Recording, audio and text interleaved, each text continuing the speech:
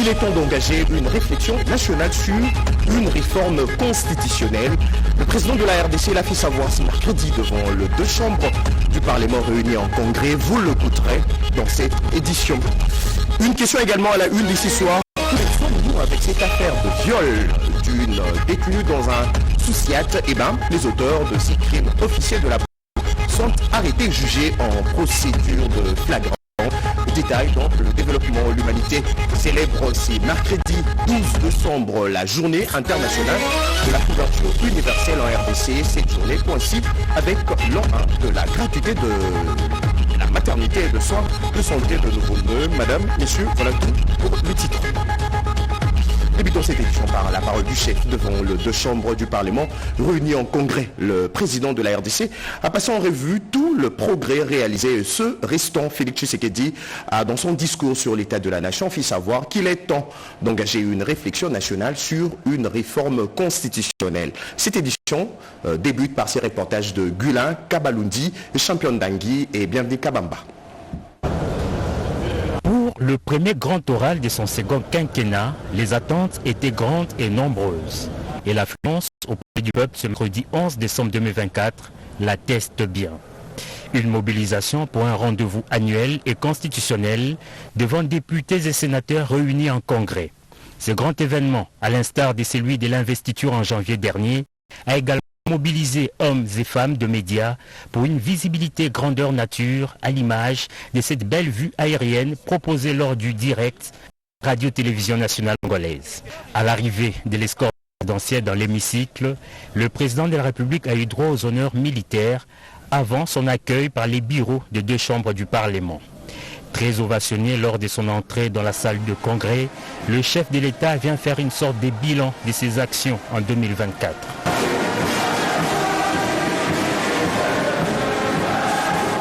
En 1h40, Félix Antoine Tshisekedi Tshilombo a passé en revue les progrès réalisés et ceux restant en suspens. Abordant l'économie, le chef de l'État a soutenu que ce secteur en pleine transformation présente des signes de solidité. Le pays prévoit une croissance de 6%, un rythme nettement supérieur à la moyenne de 3,8% attendue à l'Afrique subsaharienne. La vie chère s'est invitée dans ses discours. Le président Tshisekedi tient à rassurer la population qu'il a instruit le gouvernement de prendre des mesures urgentes pour protéger et renforcer le pouvoir d'achat des ménages. Aux Quinois et Quinois particulièrement, il affirme partager la préoccupation des embouteillages quotidiens et a instruit le gouvernement approfondie des mesures existantes et de proposer des améliorations dans les jours à venir. Le garant du bon fonctionnement des institutions s'est félicité de nombreux progrès réalisés notamment dans les secteurs agricoles, de la santé, de l'éducation, des infrastructures et autres. Malgré ces progrès, a-t-il fait remarquer, la question sécuritaire demeure un défi majeur. Le commandant suprême des forces armées est convaincu que l'opérationnalisation du plan de programmation militaire rendra nos forces armées plus efficaces sur terrain.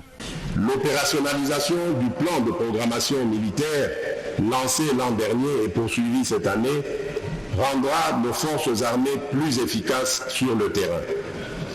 J'ai la conviction que cette approche contribuera à rétablir définitivement la paix et à préserver l'intégrité territoriale de notre nation. Des décisions importantes seront prises au regard des recommandations issues des dernières missions interministérielles effectuées par les membres du gouvernement dans les provinces du Nord Kivu et de l'Ituri. La diplomatie joue un rôle crucial face aux défis sécuritaires. Le chef de l'État a fait remarquer que la RDC s'est affirmée sur la scène internationale en tant qu'acteur incontournable, résolu à défendre ses intérêts. Dans la suite de son discours et avant de le clore, les sujets qui tenaient en haleine l'opinion et l'assistance dans la salle a été évoqué. Le président de la République soutient qu'il est temps d'engager une réflexion nationale sur une réforme constitutionnelle en raison du temps nécessaire pour l'installation des institutions. Très applaudi sur la question, le chef de l'État a bel et bien effectué l'exercice. Un exercice qui, à en croire la présente constitution, ne donne lieu à aucun débat. On enchaîne. Grand oral réussi pour le chef de l'État, le garant de la nation, a donné de réponses précises aux questions qui d'aucuns s'y posent. Les actions concrètes avec chiffres à l'appui, Félix Tshisekedi a convaincu l'assistance. Le président de la République est dans son rôle de fixer les caps, de montrer où est-ce que nous devons aller, comment nous devons essayer de taire nos divergences, divergences partisanes et politiciennes pour privilégier l'intérêt supérieur de la nation. Il a aussi évoqué donc à ce qui nous concerne directement le cadre de l'administration publique, les redressements de la fonction publique, la mission qui nous a donc confiée il y a quelques années. Nous avançons à grands pas en intégrant et en associant tous les agents et fonctionnaires de l'État dans les dialogues, en faisant en sorte que nous maîtrisions les effectifs de l'État, nous fluidifions la retraite, que nous rajeunissions des agents et fonctionnaires de l'État. Nous félicitons le chef de l'État pour ce discours magistral qui a retracé tous les problèmes de notre pays dans tous les secteurs. Je me réjouis particulièrement d'entendre cette fois-ci que ma province de Haut-Uélé est également concernée dans le programme de développement local des 145 territoires, dans le programme de modernisation des infrastructures. Il y a notamment l'aéroport de Itsiro-Matari qui est en pleine modernisation. Ce que je retiens est que le chef de l'État a parlé des réformes constitutionnelles. Ça a été une lutte que j'ai menée auprès du haut représentant du chef de l'État parce que je soutiens cette idée géniale de changer cette constitution par voie référendaire. J'ai beaucoup apprécié quand le président a parlé de tous les efforts fournis pour éradiquer la faim dans notre pays. Donc, la suprématie de la terre, du sol sur le sous-sol. Ce qui m'a touché le plus, c'est au niveau de son impact qu'il met pour les jeunes et surtout l'agriculture. Je pourrais même continuer car les routes du Congo aussi ont besoin d'attention, mais moi ce qui m'a touché, c'est l'impact et l'importance qu'il donne à nous les jeunes et à l'agriculture, avec que nous-mêmes, notre terre, puisse profiter de ses bienfaits. Alors tout comme il nous l'a dit, rien n'est impossible à celui qui ose et qui a le courage de le faire. De la manière dont le chef de l'État a insisté sur la matérialisation de ces programmes de 145 territoires, nous pensons que le pays va aller de l'avant.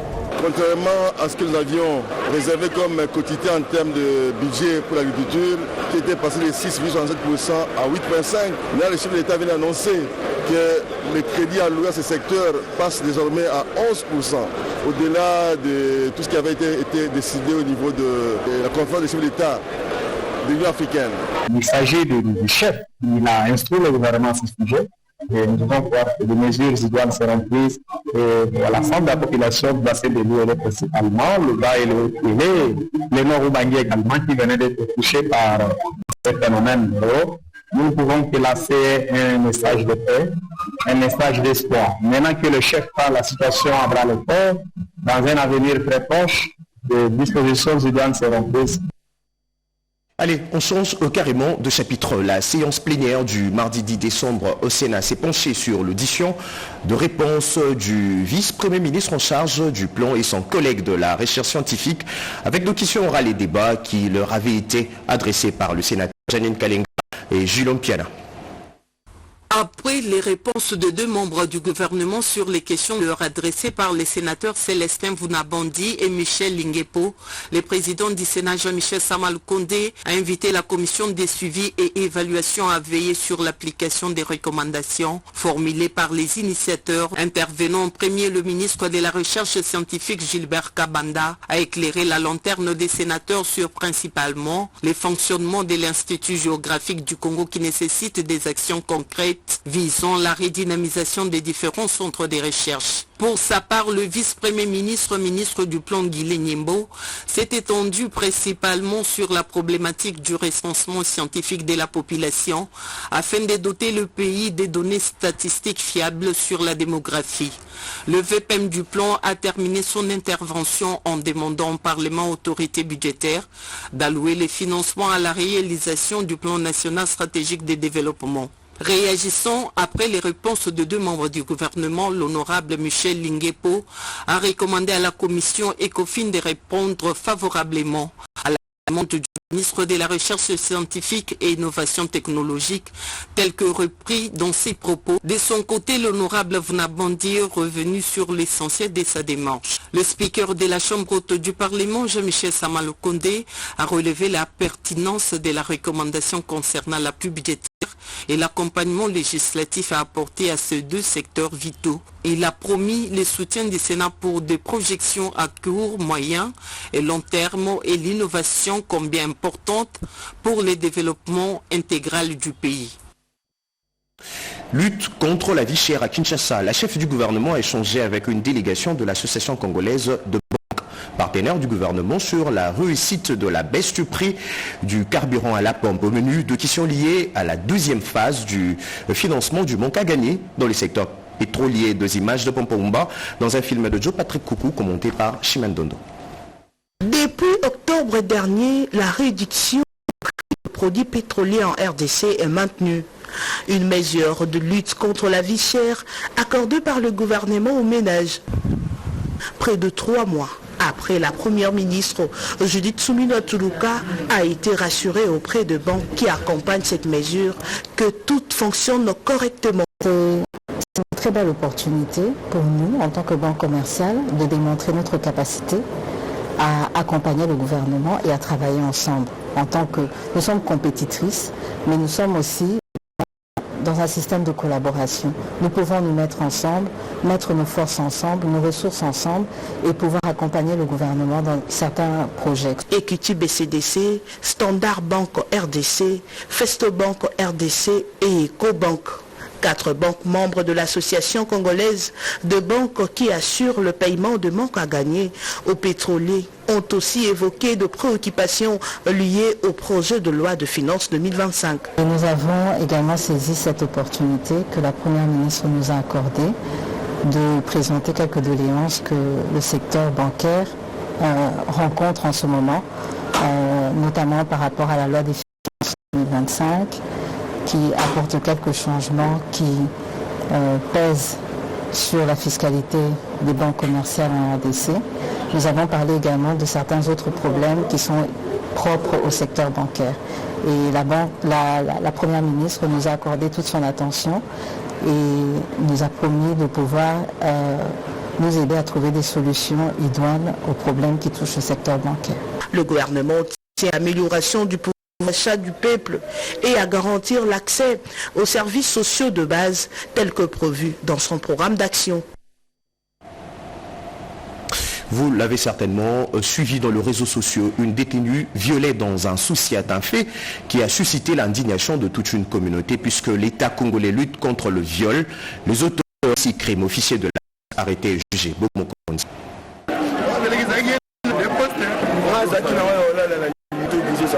Voici les suspects du viol dans un cachot au sous-commissariat de la de Kinshasa. C'est présumé devant le tribunal militaire des garnisons d'Ndjibi en procédure de flagrance. La semaine dernière, officiers de la permanence ont dit d'avoir vu une jeune détenue. Les images ont fait les tours des réseaux sociaux.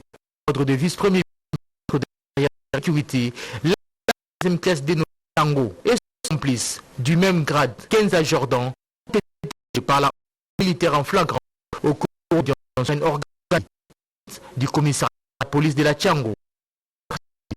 Puis, séance sûrement du public, les tribunaux ont envoyé l'audience compte tenu des conditions météorologiques. C'est aux environs de la sécurité nationale Chabani s'est également rendu au cachot du district de la Tchango. Un groupe de bandits urbains, 10 Koulouna, ont été appréhendés 72 heures après le lancement des bouclages dans 4 districts de la capitale congolaise dans le cadre de l'opération Ndobo initiée par le vice-premier ministre comme ministre de l'Intérieur et Sécurité visant à éradiquer totalement les phénomènes Kuluna sur toute l'étendue du territoire national. Jacques Chabani s'est rassuré des conditions d'incarcération de ces présumés Kuluna dont l'ouverture de l'audience foraine est prévue pour ce mercredi. En parallèle, le patron de la sécurité nationale, Jacques Chabani, tient à offrir à la République démocratique du Congo une police professionnelle respectueuse des de Chilombo. Posons-nous à présent cette question. Qu'en est-il de la gestion de ressources humaines de l'administration publique? Le caucus des élus de la Chopo a pu en savoir sur la situation des agents de carrière de la Chopo, du vice-premier de l'administration publique et cadre de vice-ministre en charge de la fonction publique à des séances de travail avec les caucus des 10 décembre 2004, c'était les élus du caucus des députés de la Chopo.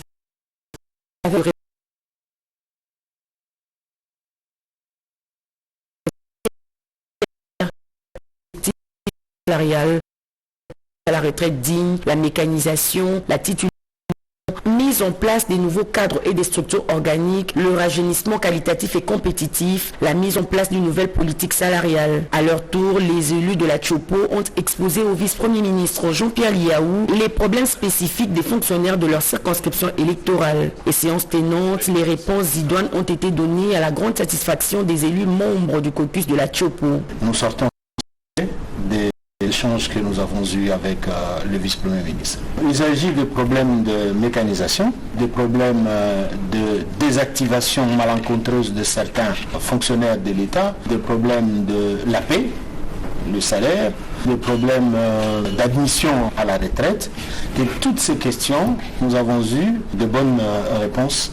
Je parle au nom de tous les collègues, nous sommes satisfaits. Pour ce qui concerne notre province particulièrement, il nous a confirmé qu'il y a une mission qui va dans la province pour régler les problèmes de ceux qui travaillent et qui ne sont pas payés, de ceux qui sont là qui n'ont pas de tranquille, de ceux également éligibles à la retraite. L'avancée réalisée dans le cadre de la réforme de l'administration publique par le ministère de la fonction publique sous le leadership du chef de l'État Félix Antoine Tshisekedi Tshilombo et la supervision de Madame la Première ministre ont été saluées par les élus membres du caucus de la province de la Chopo qui ont promis d'accompagner les efforts entrepris pour le redressement et la modernisation de l'administration publique. Dans un autre registre, le 5 décembre dernier, la ministre d'État en charge de l'environnement s'est rendue à l'espace Grand Bandundu. Eve Bazaïba a sensibilisé les habitants de Kikwiti et Massimanyimba sur la nécessité du reboisement dans nos forêts afin de préserver le système Ricardo Bambeka. Pour la protection de l'environnement allant du Kivu en passant par d'autres entités jusqu'à atteindre Kinshasa, devant la vision du chef Antoine Tshisekedi Tshilombo est l'objet de la mission qu'a effectuée la ministre d'État en charge de l'environnement et du développement durable, Maître Bazaïba Massoudi Eve, respectivement dans les provinces du Kwango et du Kwilu.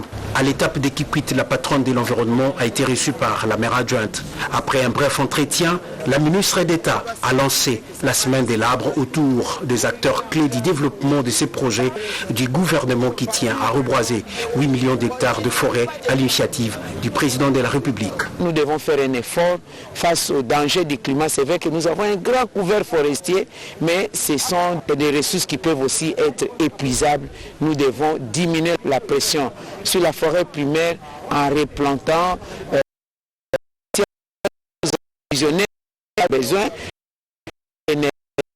On n'aura pas besoin de Makala, mais nous devons préserver la forêt primaire. La semaine de l'arbre a vécu sous une approche participative d'appropriation. Ce que nous venons de faire, c'est un geste utile. Et l'arbre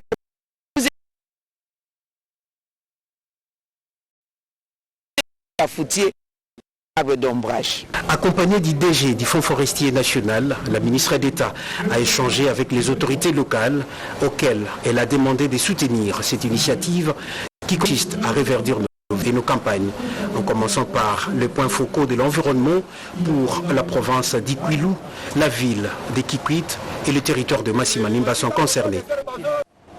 Et puis l'humanité célèbre ce mercredi la journée internationale de la couverture de santé universelle. Cette célébration a coïncidé avec l'an 1 de la gratuité de la maternité. Regardez. La maternité de Kingasani est de cadre pour abriter cette double cérémonie, une journée mémorielle qui a traduit toute la vision du chef d'État Félix-Antoine Tshilombo, celle d'améliorer et de transformer le système de santé en République démocratique du Congo. Dans son intervention, le docteur Polydor Mbongani Kabila, coordonnateur national de la couverture santé universelle, a signifié qu'un de la gratuité de la maternité a enregistré des progrès transformateurs. Depuis le gouvernement de la gratuité, en septembre 2023, nous avons accompli des progrès significatifs avec plus d'1 million d'accouchements gratuits, une réduction financière avec un taux de 7% de bénéficiaires qui va au-delà de 75%. Nous avons aussi une baisse de la mortalité maternelle et aussi une réduction de la mortalité hormonale. Pour sa part, le ministre de la Santé publique, le Dr Roger Samuel Kamba, est revenu quant à lui aux perspectives de ce programme tout en rassurant l'accompagnement du gouvernement. Au nom du président de la République, chef de l'État, Félix-Antoine Tshilombo, je peux vous affirmer et vous confirmer que la gratuité de la maternité n'est qu'à son début. L'idée, c'est qu'en 2025, toutes nos mamans, où qu'elles soient, elles touchent sans barrière financière. Tout le gouvernement, notamment le ministre du Budget et le ministre des Finances, sont maintenant convaincus que mettre de l'argent en santé, ce n'est pas de dépense, c'est de l'investissement. Notez que cette célébration a été placée sous le thème « Aucune femme ne doit mourir en donnant la vie ». À l'aube, Digital Nation, l'Afrique forge son avenir numérique. Thématique centre de discussion autour d'une table à Kinshasa, expert du numérique dans le cadre du forum One Africa. Gumatundu. Numérique, un levier important pour la croissance de l'Afrique. L'économie numérique du continent justement est passée au peigne à la faveur de Digital Expo. Des obstacles à la transformation digitale, des stratégies pour combler le fossé entre la réalité et les ambitions. Les panélistes ont abordé tout ce sujet. Dès l'entame, le ministre de Postes, Téléphone et Télécommunications et Économie numérique en appelle à la conjugaison des efforts de tous. La participation de chacun de vous est déterminante dans ce nouvel écosystème dynamique, car sans vous, rien ne peut s'implémenter et personne ne peut bénéficier des retombées attendues de la transformation numérique. Nous sommes donc appelés, en tant que décideurs, régulateurs, opérateurs, équipementiers, partenaires au développement universel, à collaborer. Pour le président de l'autorité des régulations télécom, M. Christian Katende, l'Afrique ne peut pas se passer du numérique. Nous sommes à un moment charnière pour l'Afrique numérique, car le numérique ne se limite plus à une simple technologie, il est devenu une véritable révolution sociétale qui touche tous les aspects de nos vies, de l'éducation à la santé, en passant par l'agriculture, les finances, l'artisanat et même la gouvernance. Le stand de la RPTC a été attrayant. Le personnel a fourni aux visiteurs du jour des explications appropriées sur le rôle du numérique et surtout de l'autorité des régulations de postes, téléphone et télécommunications. Tout à fait autre chose. Débuté hier mardi, le 2 journées scientifiques sur la télédétection s'y sont clôturées ces mercredis. Cette deuxième journée a été consacrée aux attributions du Centre national de télédétection et aux résultats de recherche déjà effectués. Sous le haut patronage du chef de l'État, Félix-Antoine Tshilombo, la 12e et dernière journée des activités scientifiques liées à la Journée mondiale de la science organisée par les Centres nationaux de télédétection, CNT en sigle, a été essentiellement consacrée aux attributions du synthé et des résultats de recherche. Le Centre national de télédétection est appelé à travailler avec plusieurs ministères pour aider notre gouvernement à prendre des décisions à temps et au moment voulu.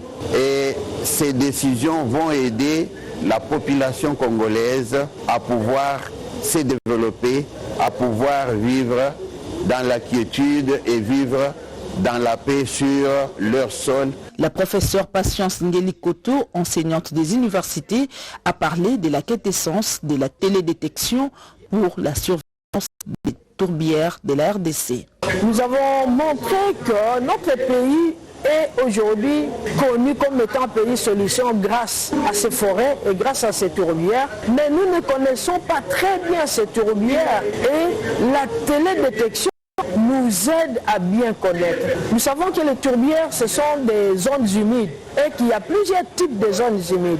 Après les interventions du jour, l'Auguste Assemblée s'est livré à des réponses autour des thématiques abordées tout au long des échanges scientifiques, c'est-à-dire du mardi 10 au mercredi 11 septembre. Notons que plusieurs autorités du ministère de la Recherche scientifique avaient marqué leur présence, comme notamment les secrétaires généraux et les conseillers scientifiques du ministère.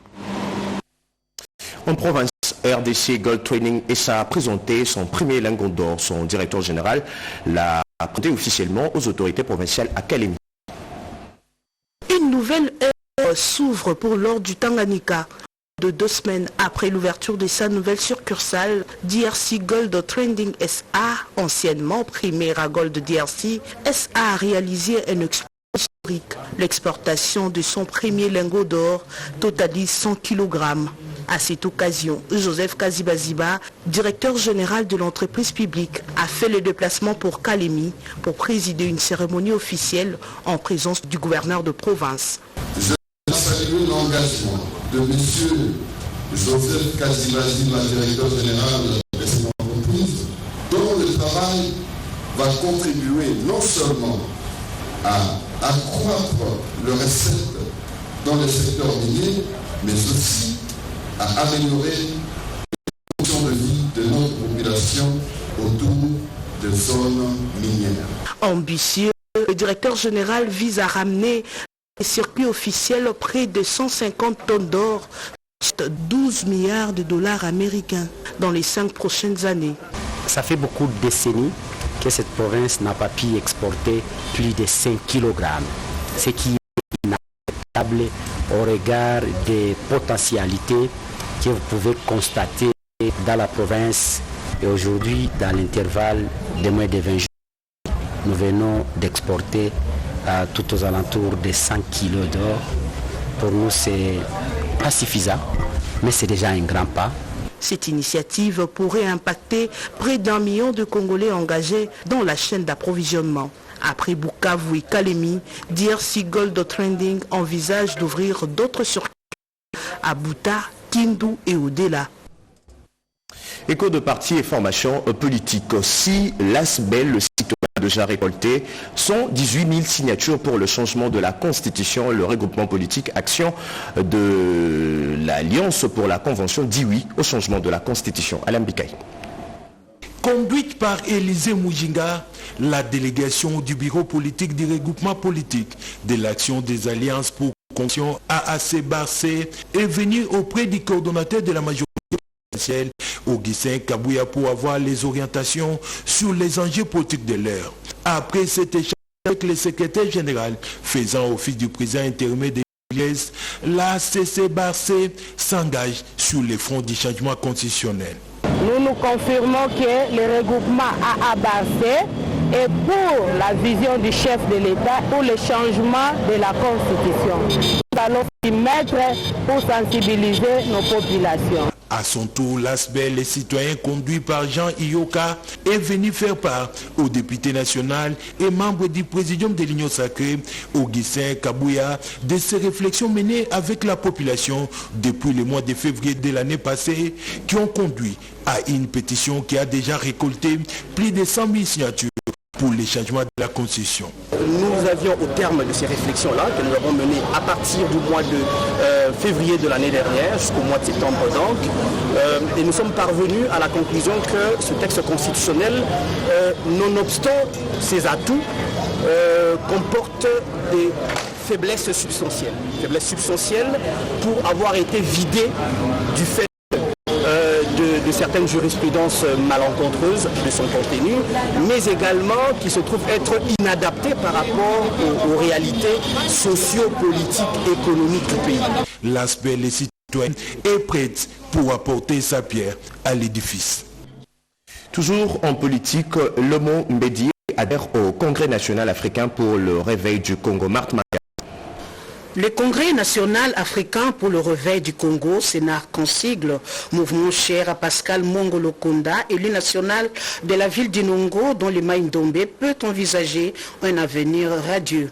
C'est le moins que l'on puisse dire avec l'adhésion au CNAR que des leaders avérés de la Tchangou en la personne de Lomumbedi.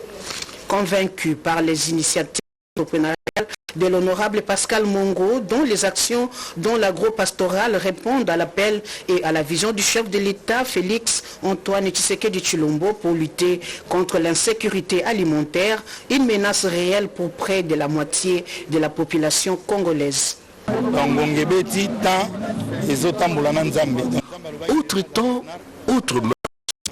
Il est temps que le Congolais change sa façon de voir les choses en s'investissant dans l'agro-pastoral, comme c'est le cas d'ailleurs avec l'honorable Pascal Mongo, qui est sur la droite ligne de la vision du chef de l'État Félix Antoine Tshisekedi, qui tient au développement de l'entrepreneuriat pour sortir de la pauvreté.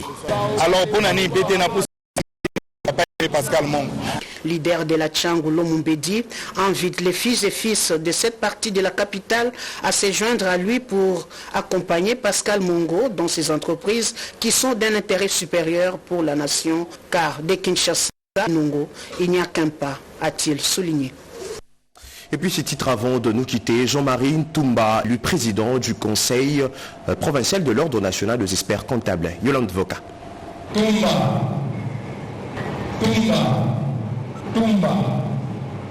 L'Ordre national des experts comptables à l'apprentissage de l'exercice démocratique. Des élections qui se déroulent au niveau des bureaux de conseils provinciaux à l'image de celle de Kinshasa qui a vu le sacre de Tumba Kabalambi Jean-Marie élu avec 109 voix sur 136 suffrages exprimés. Ces derniers sera secondé de Dieudonné Mampassi. Ajoutez à cela un trésorier et son adjoint, un rapporteur et son adjoint également. Ensemble, nous devons continuer à renforcer les meilleures pratiques en privilégiant l'excellence, la transparence, l'éthique, valeurs fondamentales qui nous unissent.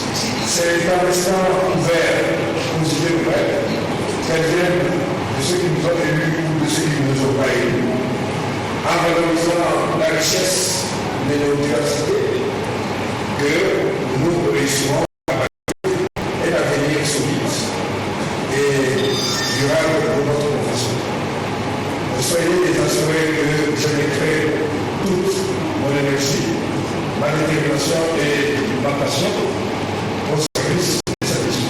L'ONEC œuvre dans la formation de ses membres, le renforcement du rôle de la profession dans le développement économique de la République démocratique du Congo, ainsi que la modernisation des normes et des outils au profit de l'expert comptable. L'actualité reste en continu en français, Lingala, Chulubaki Congo et Swahili sur la RTNC et la RTNC.cd. Merci de nous avoir suivis. Merci à Jacques Ababa Mkoumena Sedoga, André Njeka, Héritier, Katende, Jérémy Mawassa, Patrick Bapuila et Riban Kumbu pour avoir réalisé cette édition. Je vous retrouve demain à 20h.